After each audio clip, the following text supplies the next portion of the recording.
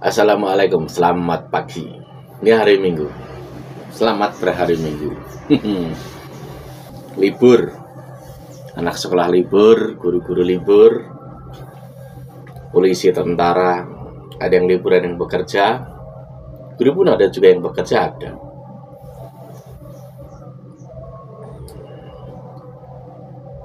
Sudah 1 hari 2 harian saya nggak buat video. Sebenarnya gimana ya? Saya amati banyaknya kiai-kiai elit itu babak belur, kena bully, dikritisi, diprotes banyak. Karena apa? Kesalahan mereka yang tidak menempatkan posisi ilmunya. Benar memang gitu. Kalau ahli fikih ya pakarnya fikih. Kalau tasawuf, pakarnya tasawuf. Begitu juga soal nasab. Pasti ada pakarnya, ada ahlinya tersendiri. Dalam kajian fikih pun sama. Banyak perbedaan. Ada juga sisi-sisi kemajuan. Lebih progresif dan lain sebagainya itu ada. Bahkan penemuan-penemuan baru pun ada. Jelas ada. Begitu juga soal nasab. Penemuan-penemuan baru pun ada. Jadi saya amati apa ya, kiai-kiai elit itu babak belur jika dia itu menabrak, bahkan memfitnah, akan menggelinding dirinya namanya. Ya babak belur itu. Babak belur di sini maksudnya bukan kok dipukuli, itu bukan. Dia akan kena banyak kritik soal misalkan dia tuh anti tesis nasab. Apa yang dilakukan Kiai Imaduddin itu banyak pencerahan, banyak membuat orang tuh sadar. Kalau ada yang berbicara rasis itu, salah satu Kiai elit di PBNU itu, oke lah dia pernah berbicara soal khilafah, soal negara itu bagus. Tapi dia berbicara menanggapi soal ini, babak belur dia. Di sini tuh menyangkut jati diri bangsa, menyangkut jati diri Nabi yang dihormati seluruh umat Islam, bahkan seluruh alam ini. Di sini juga menyangkut sejarah. Di sini tuh di Indonesia ini khususnya udah banyak, udah mendekati pengkultusan taklid itu ngeri loh.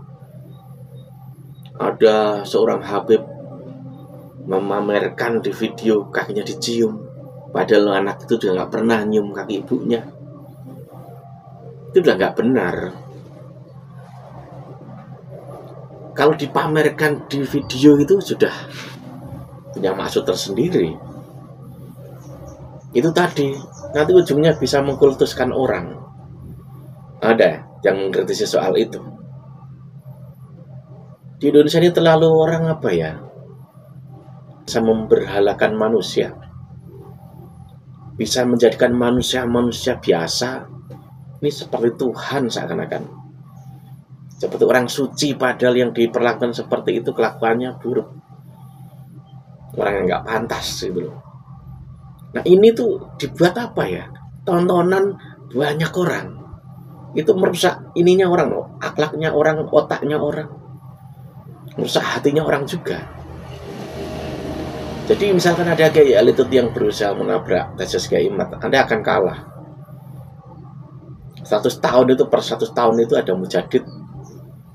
Harus diingat loh, Indonesia ini di hadapan semua bangsa, seluruh negara. Indonesia ini bisa dibilang negara mayoritas Islam terbesar di dunia. Jadi jika misalnya ada mujadid muncul di Indonesia, itu suatu anugerah. Kecuali kalau itu bisa mematahkan kalau dia itu bukan mujadid, kasih buktinya. Ini bukti ketersambungan nasab. Ini ada banyak oknum-oknum ugal-ugalan di sini yang sudah merendahkan pribumi. Kalau menyangkut pribumi, dia berbicara soal nasab orang, itu bukan rasis. Itu bagian dari proteksi diri, jati diri bangsa. Kalau mempertanyakan itu bukan rasis. Bagaimana ceritanya jika pribumi yang menyangkut jati diri bangsa mempertanyakan nasab orang yang ugal-ugalan? Karena memang di sana, di kubu sana itu banyak ugal-ugalan, banyak yang sombong. memberhalakan nasab keturunan, menggunakan untuk hal-hal tertentu, dari keuntungan. Jika ada orang yang dia tuh juga ngaku Islam, dia tuh sangat menghormati Kanjeng Nabi, kok begini nih gitu loh, keturunan itu ngaku begitu tapi begitu. Di suatu tempat, suatu wilayah itu pasti ada sisi satu pribumi jati diri bangsa. Jadi itu mempertanyakan orang yang datang belakangan, lalu dia misalkan KTP-nya sudah Indonesia. Tetapi kalau kita lihat sejarah, itu nyata mereka tuh tergolong orang-orang baru di Indonesia. Lalu mereka tuh ugal-ugalan. Mereka juga menggunakan nasab keturunan, yang nasab itu, keturunan itu ada hubungannya dengan agama kita. Itu bukan rasis. Itu minta agar clear, agar tidak jadi penyalahgunaan keturunan nasab. Itu loh, rasis gimana? Sampean salah soal itu, sangat salah. Itu tuh tuntutan hal umum sunatullah, udah hal umum.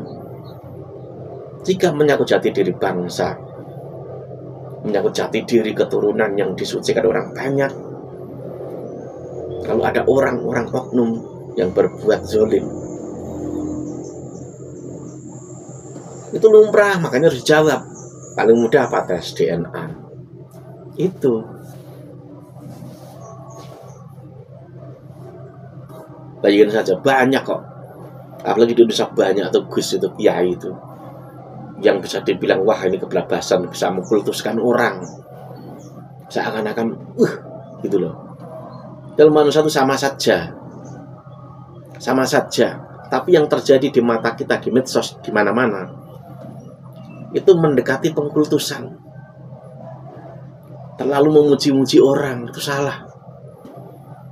Nggak begitu harusnya. Banyak kok orang yang tercerahkan tuh banyak. Apalagi ada itu kalimat-kalimat dari Kiai Madudin soal Gus, mengkritisi Gus yang dari lahir terlalu dipuja-puja, dihormati, itu salah. Kalau dulu oke lah gitu loh, di masa perjuangan, tapi ini udah kebelabasan. Sudah banyak hal yang kebelabasan. Selama ini di benak kita ya, orang itu ya, kalau misalkan itu disembah atau apa, itu yang utama siapa? Tuhan, Allah. Lalu muncul lagi dari sisi manusia, raja. Tapi raja pun mana ada. Secara kehidupan biasa tidak begitu. Mungkin di acara seremonial, acara resmi yang itu memang menggunakan adat budaya. Lah ini di bangku, di meja, di majelis atau apapun yang berbau agama, orang-orang yang harus mengajarkan sisi rendah hati, ada orang nyium kaki, ada orang munduk-munduk, memamerkan dengan gayanya dia nyium tangan yang bolak-balik, seakan paling tawadu, seakan saya ini paling jelek ini, makanya saya ini nunduk, ada yang gini macam-macam. Tapi ada juga yang orang cium tangannya udah sombong. Itu banyak. Udah banyak.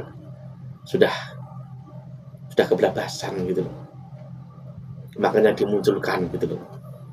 Ini nih, biar orang tuh sadar. Kamu juga sama. Kamu punya kesempatan yang sama agar jadi orang yang baik, yang bagus gitu. Jadi gelombang orang menyanjung orang, terlalu taklid ke orang, terlalu seakan-akan mau mengkultuskan orang, itu udah kebelabasan di Indonesia. Itu nggak baik. Ya saya nggak banyak-banyak lah. Selamat berhari Minggu, selamat libur. Wassalam.